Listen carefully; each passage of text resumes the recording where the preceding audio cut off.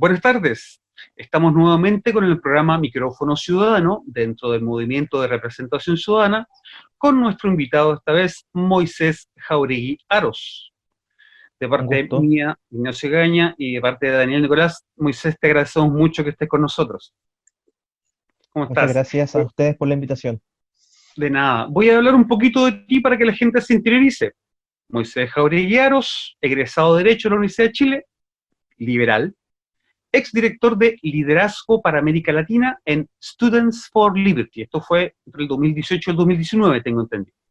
Así es. Y director de El Ciudadano Liberal, sí, perdón, El Ciudadano Liberal desde el 2019 hasta la actualidad. ¿Es así? Así es. Así es. Muy bien. Moisés, hay gente que se define como liberal, apoyando la creación de una nueva constitución y criticando fuertemente al actual gobierno. ¿Tú te enmarcas dentro de esa tendencia o tu postura es otra?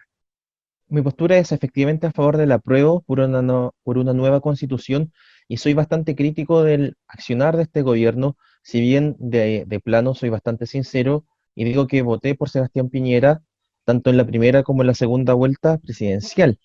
Creo que este gobierno ha carecido de un total tacto político para con los ciudadanos, eh, pero tampoco es algo que a uno le pueda sorprender. Sebastián Piñera en su primer mandato también de una u otra forma dejó el camino listo para su regreso y en ese sentido tampoco potenció nuevos liderazgos. También es sumamente claro que el segundo piso de Sebastián Piñera, en especial con el ex ministro Larroulet, que es el actual jefe de asesores, el encargado de asesores del Ejecutivo, no logran tener una cercanía y al contrario, tienen una situación que es bastante paradojal, que hace que lamentablemente desde un punto de vista republicano merezcan una baja aprobación. ¿Por qué digo que merezcan una baja aprobación? Es un hecho lamentable, porque en el mandato anterior de Michelle Bachelet también vimos esa realidad. Y finalmente, cuando uno accede al poder ejecutivo, no es simplemente el gobernante de los electores que marcaron por ti, sino que el elector de todos los chilenos. Así que cuando un gobierno en particular va mal, mi planteamiento es que todos vamos mal. Y creo que es bastante de perogrullo decirlo, pero cuando el gabinete de nuestro presidente, de nuestro ejecutivo, va evaluado en la forma en que está evaluado y el mandato presidencial en la figura del presidente de la República está tan disminuido, o sea, basta ver el resultado en las calles, basta ver el resultado de las últimas votaciones en el Parlamento para darse cuenta de que el país no va por un buen camino. Así que ahí yo creo que es sumamente contingente esta invitación para precisamente tratar de ver cómo podemos construir una oposición y un oficialismo constructivo que permita limar las asperezas. Así que ahí yo creo que podemos también hilar harto a favor de un diálogo democrático. Perfecto. Bueno, Queda mi claro. pregunta un poquito más teórica, ¿ya?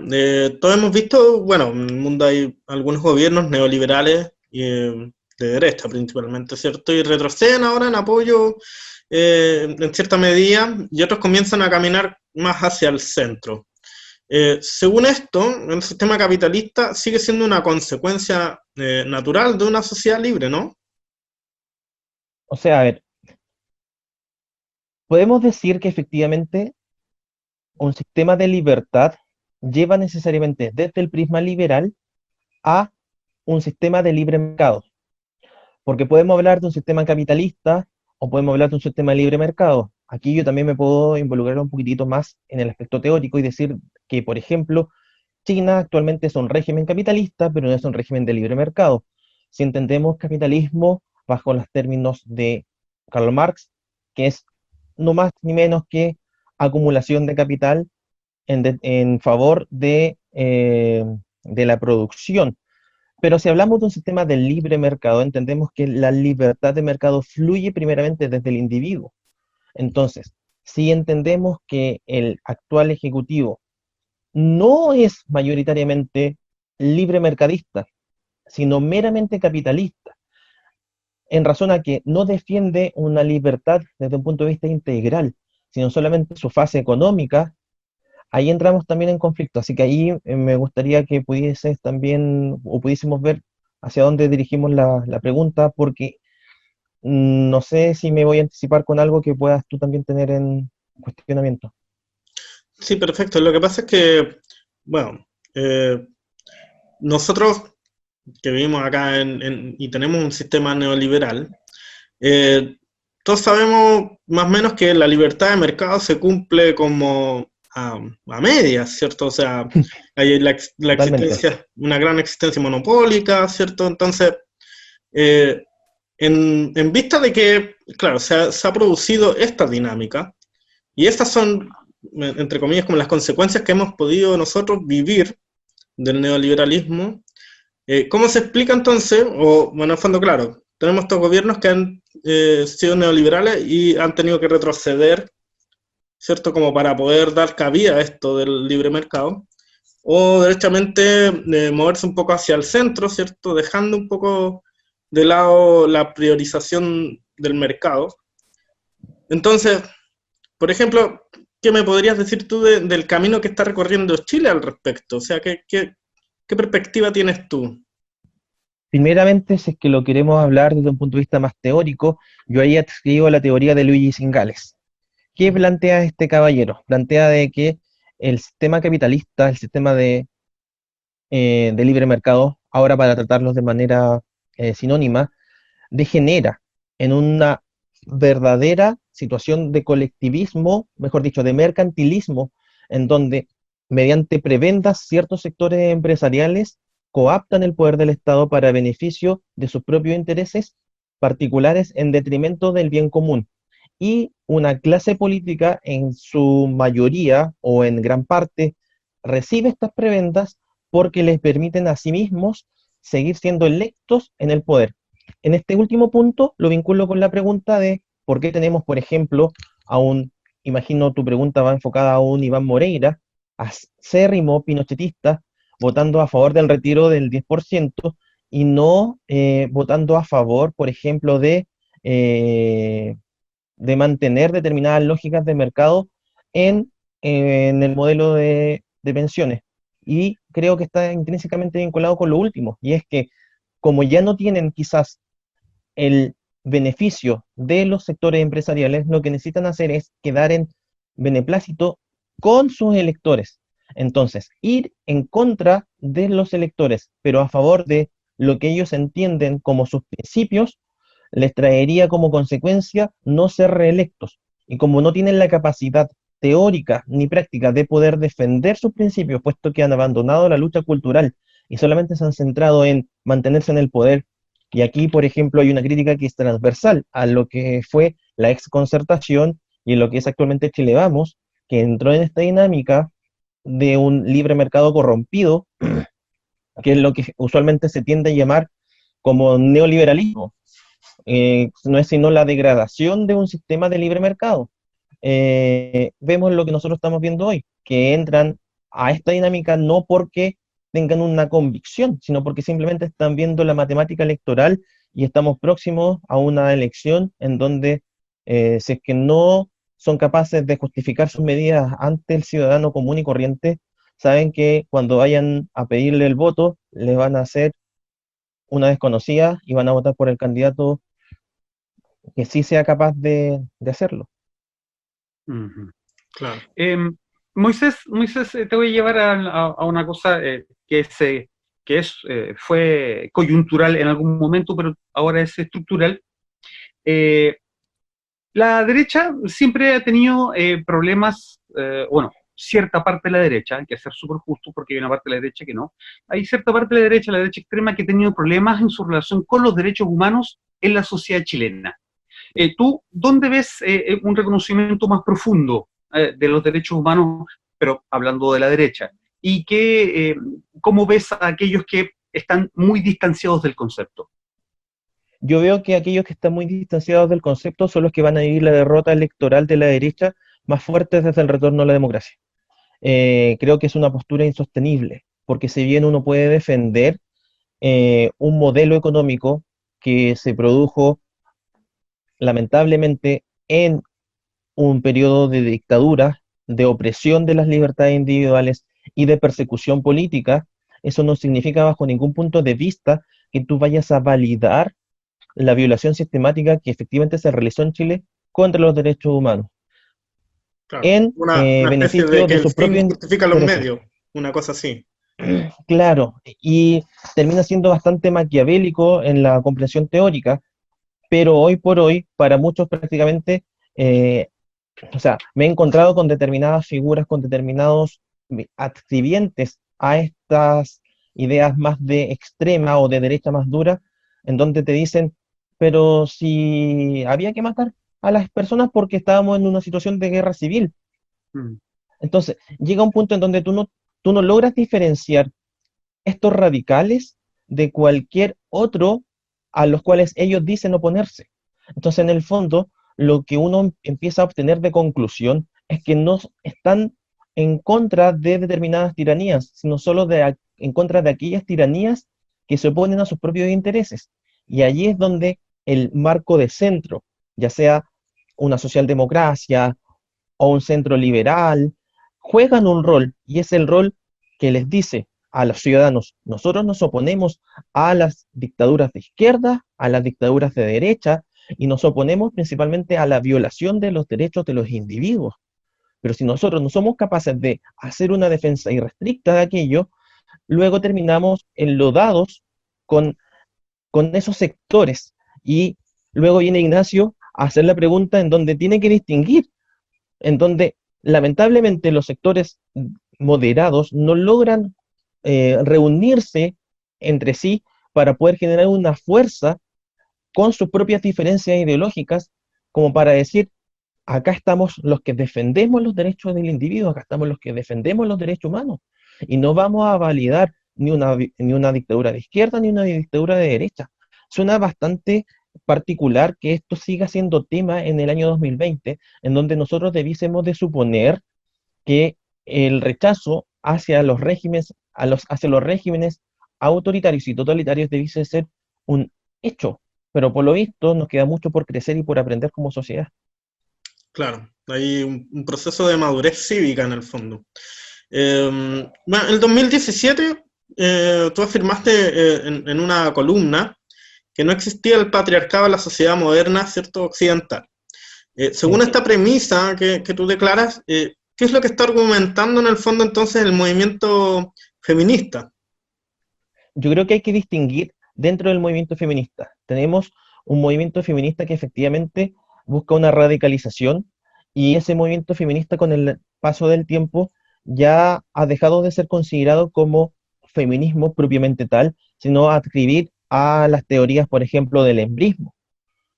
Yo, Mm. en lo particular, adscribo a una teoría feminista de carácter liberal, que lo que plantea es que debe existir genuina igualdad ante la ley de hombres y mujeres, y que tenemos un Estado que tiene que actuar como agente nivelador, y en la parte que corresponde a la sociedad civil es el libre mercado.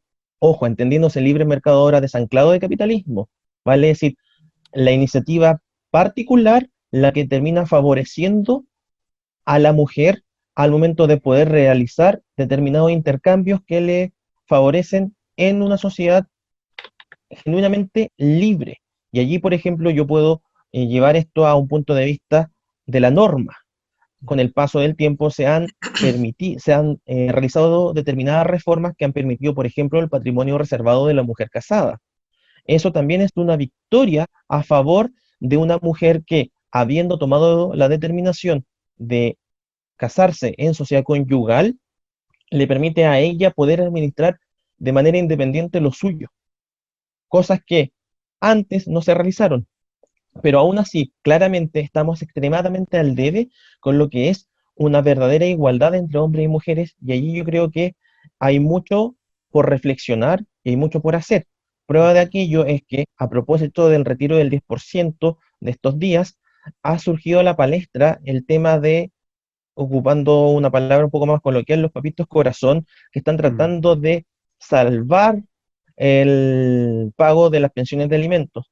Y nosotros nos tenemos que volver a cuestionar por qué socialmente esto pasa a ser un hito solo en estos casos excepcionales, cuando somos testigos día a día que los niños, cuando no reciben recursos económicos frescos por parte del padre y que obligan a la mujer a salir a buscar el pan, sumado a un ambiente en donde el padre se desentiende del cuidado y crianza del menor, vivimos en una sociedad en donde estos menores sufren determinadas condiciones en cuanto a sus relaciones sus relaciones psicoemocionales, sus vínculos con el ambiente.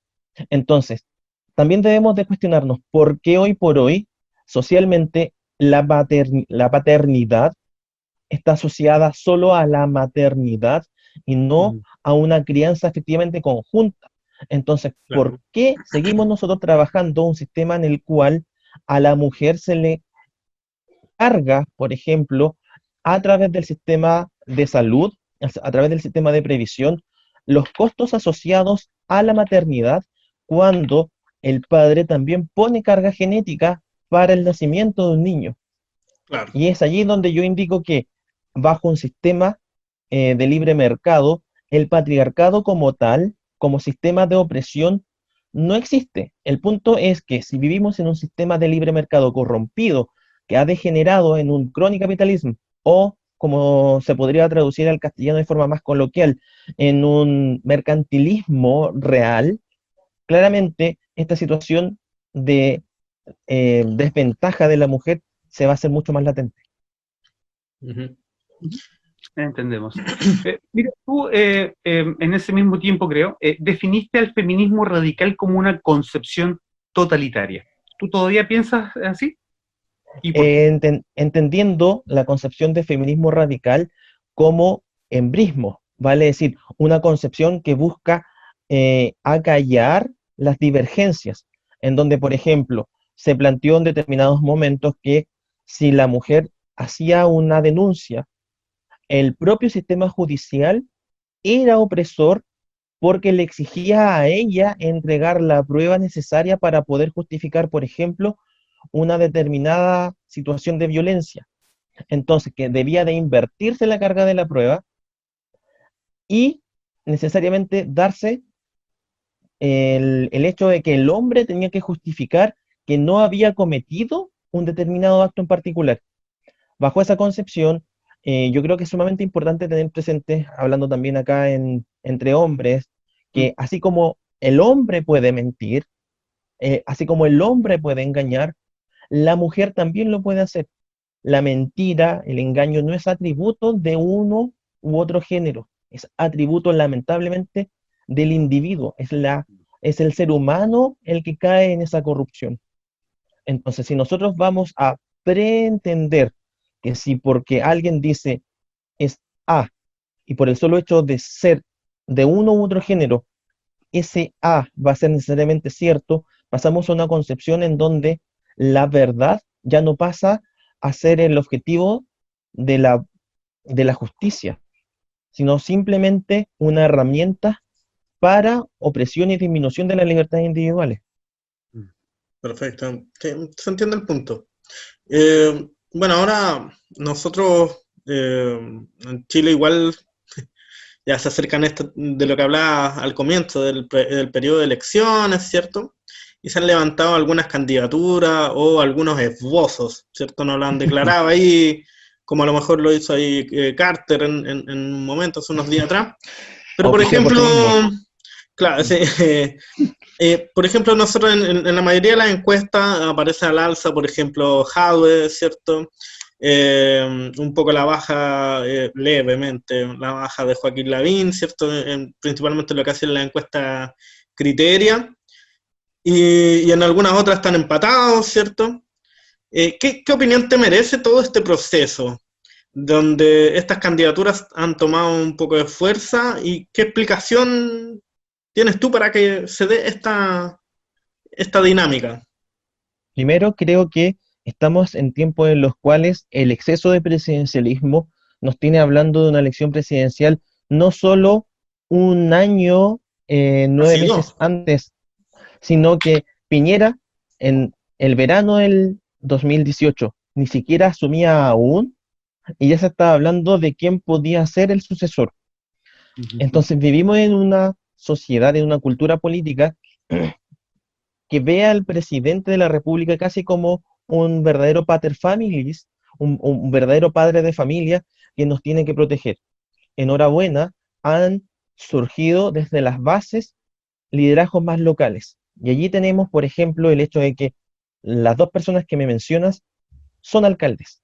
Eso quiere decir también que la ciudadanía busca una representación con aquel político que entiende más cercano, Más directo. no desde las alturas de un segundo piso en el Palacio de la Moneda o desde efectivamente las altas magistraturas o las altas esferas políticas, sino aquel que sabe, que puede ver o que ha visto en la feria de su población o en las calles repartiendo volantes porque es el alcalde de su comuna a quien puede acudir si es que se consigue el teléfono de la municipalidad y pedir una reunión, porque efectivamente pueden dársela.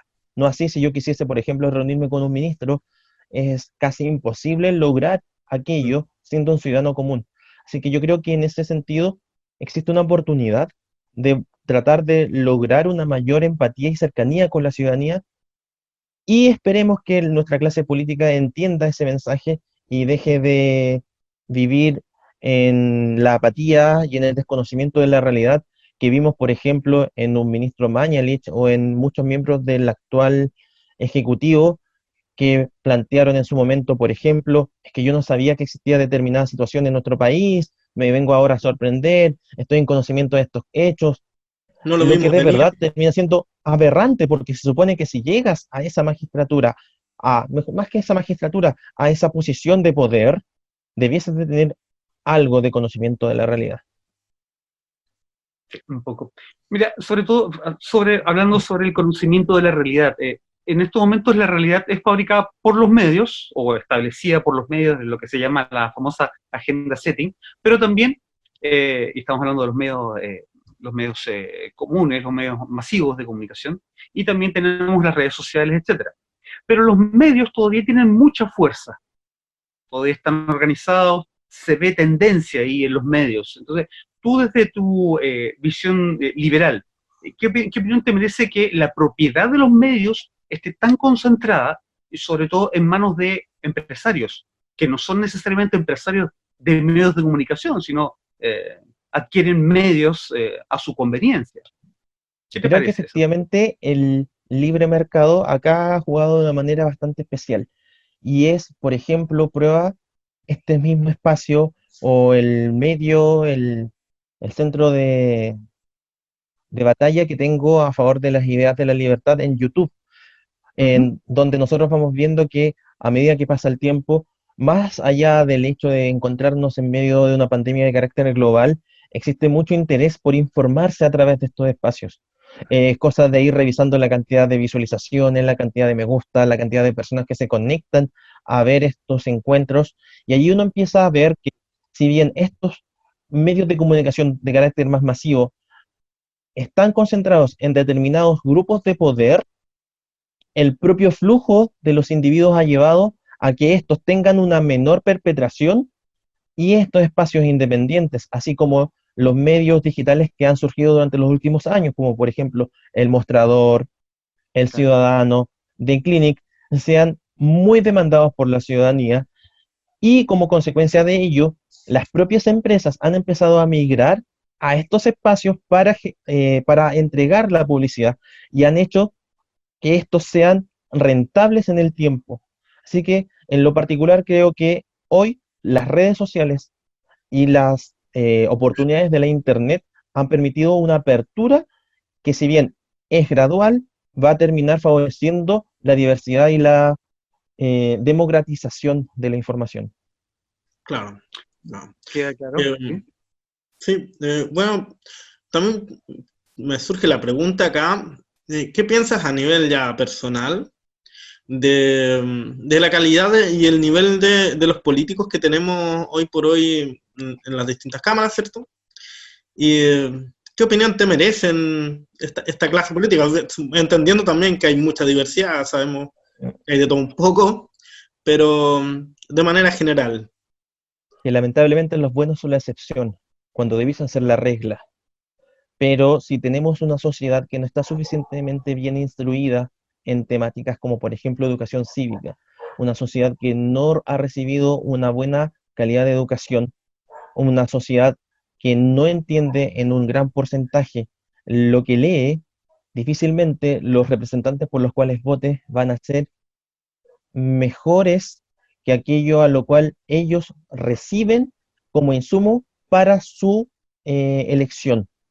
Por ejemplo, si existe una baja calidad en lo que se entrega a nivel secundario, difícilmente va a poder el individuo diferenciar, no porque no tenga las capacidades, sino porque no recibió las herramientas, qué es un buen político de que no es un buen político.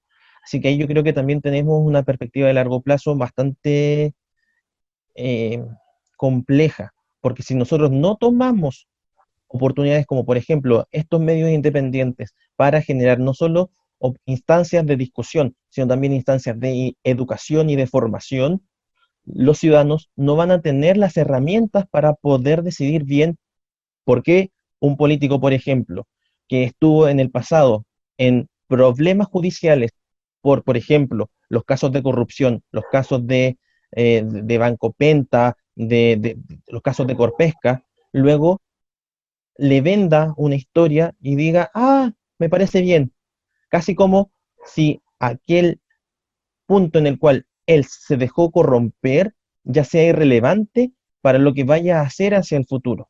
Claro. Entonces, creo que ahí también existe una responsabilidad compartida de nosotros para poder transformar esa realidad.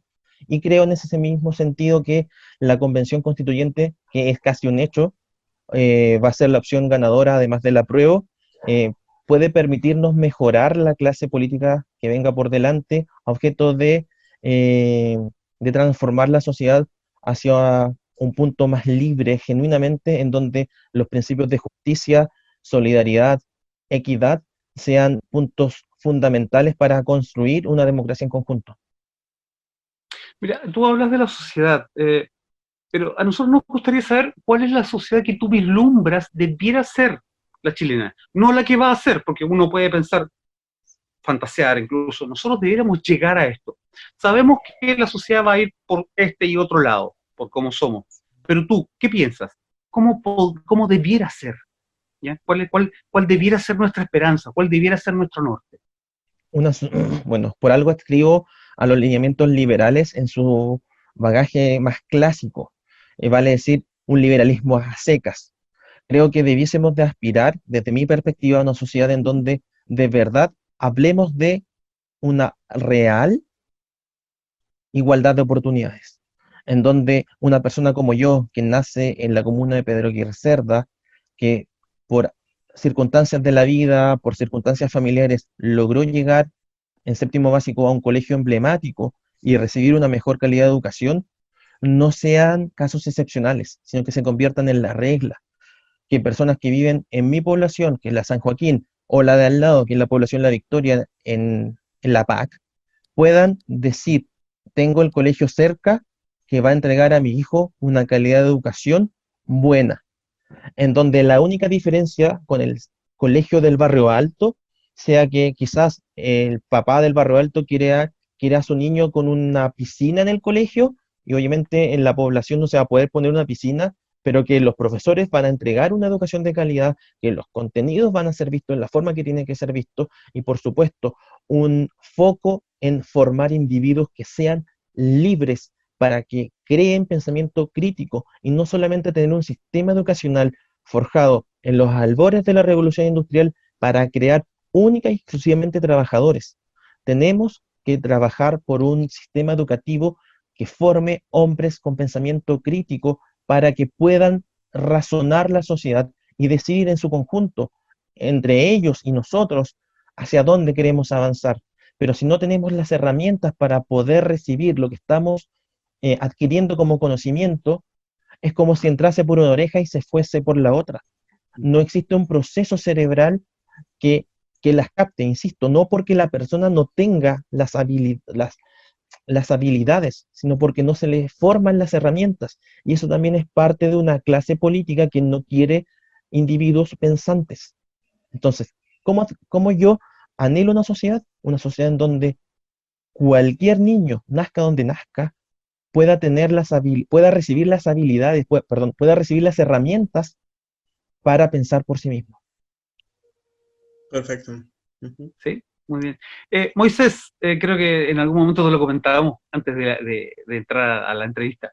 Nosotros tenemos este juego que llamamos Bonus Track, que son una serie de conceptos o de nombres que te vamos a ir dando y tú tienes que decirnos lo primero que te salga a la garganta. Sin pensarlo Upa. mucho, esto es trampa, ¿ya? O Ah, sea, es trampa. sí, bueno, no quedes callado, si te voy a decir algo y tú de inmediato saltas, Un disparo. ¿ok? Bien. Disparas, eso es todo. Como él Disparas y de dispara ahí usted o preguntas, dispara yo. ese mismo.